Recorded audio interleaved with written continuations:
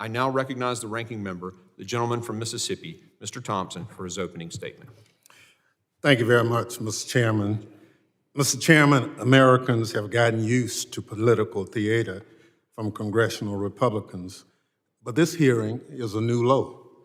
You don't have to look further than the title to know that the hearing is a sham. Calling a hearing and saying case closed before you've heard any testimony is not legitimate oversight. It's obvious this hearing isn't really about border security.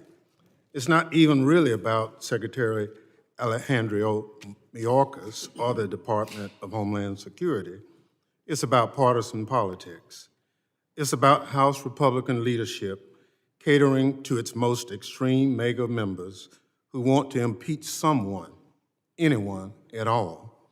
It's about trying to make good on GOP backroom deals to elect a speaker, raise the debt ceiling, and stave off a mutiny in the Republican ranks.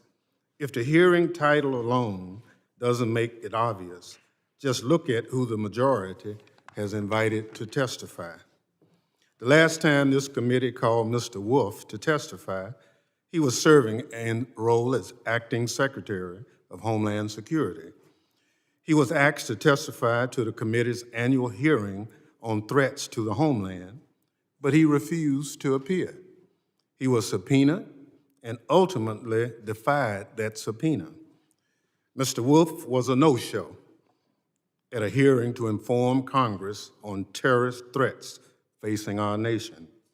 But he comes to the Hill twice in the last week to appear before the Judiciary Committee and here today to engage in political gamesmanship.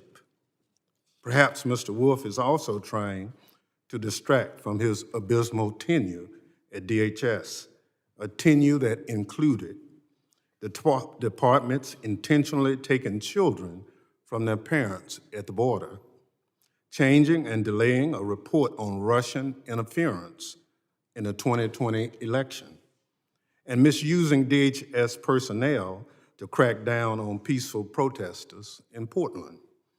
As it turns out, he was even serving unlawfully as acting secretary, having been appointed outside the department's succession orders.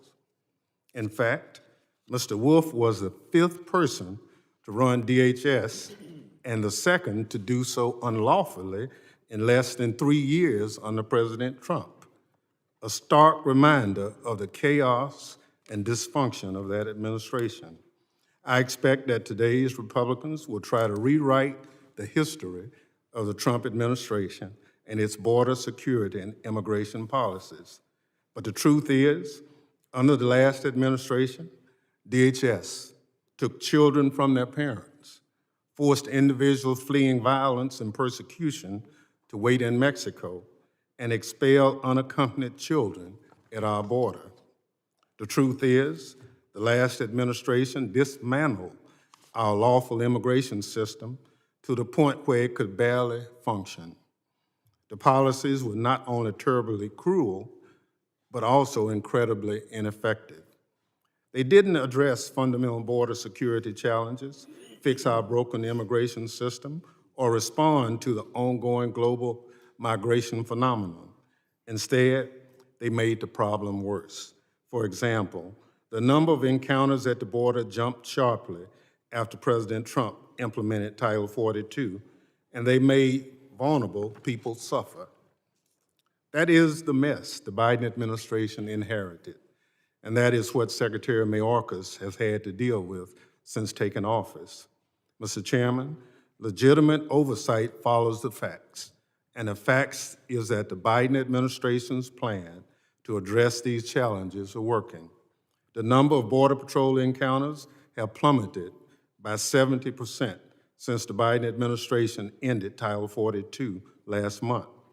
The number of overall border encounters have dropped by 50% in that time, due in large part to DHS's hard work under Secretary Mayorkas' leadership.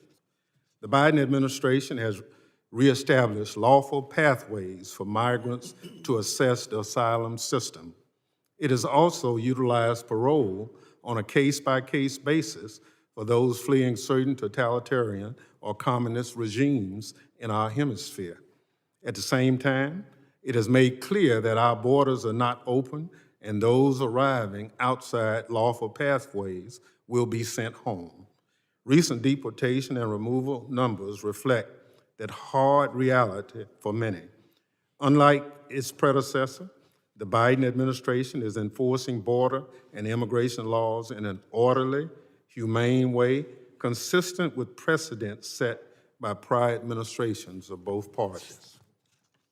Some may not like that, but those are policy differences and nothing more. You don't impeach a cabinet secretary because you don't like their policies, and you certainly don't impeach a cabinet secretary to appease extreme members of your political party. Secretary Mayorkas is fulfilling his duty under the law and to the American people.